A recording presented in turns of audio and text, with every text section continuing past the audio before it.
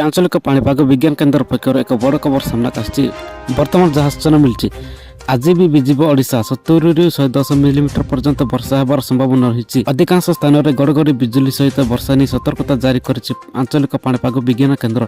तेबे केउं सब जिला को सतर्क सूचना जारी प्रदान कर जायछि से ने पूरा अपडेट जानिबा, किंतु ता पूर्व वीडियो को लाइक करंतु, सांगमनक सहित शेयर करंतु एवं आम चैनल पर नुआ प्रथम पर देखुथिले चैनल सब्सक्राइब कर पाकर बेल आइकन दबाई ऑल पर क्लिक करंतु, जहाँ फल जब भी एबल पाणीपागर सठिक सूचना आम चैनल माध्यम पाई पारिबे। चलंता डेर न करी खबर पर नजर पकाइबा।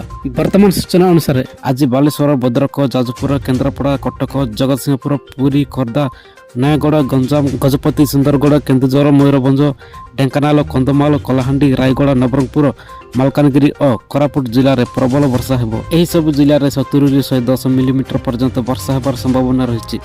24 तारिख में उत्तर उपकूल एवं दक्षिण ओडिशार 17टी जिले में गड़गड़ी। 24 तारिख में उत्तर उपकूल एवं दक्षिण ओडिशार 17टी जिले में गड़गड़ी और बिजुली सहित वर्षा हेबो। 27 तारिख राज्य में वर्षार परिमाण कमिबो बोली पूर्वानुमान करिछि भारतीय पाणीपाग केन्द्र। वर्तमान ओडिशा उपर कौनसी सिस्टमर प्रभाव नहीं।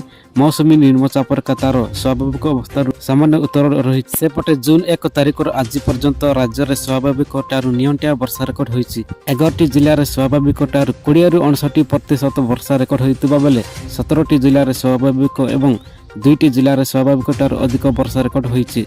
तास यह वर्तमान पाणीपाग विभाग लेटेस्ट अपडेट।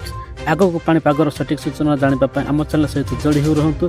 चैनल को एबे सब्सक्राइब कर पाकर देबा बेल आइकन दबाई ऑल नोटिफिकेशन ऊपर ऑन कर रखंतु, जहाँ द्वारा जब भी जेकोसी लेटेस्ट पाणीपागर सठिक सूचना आपण माने आम चैनल माध्यम सर्वप्रथम देखि पारिबे। Bureau report, JTV Odia.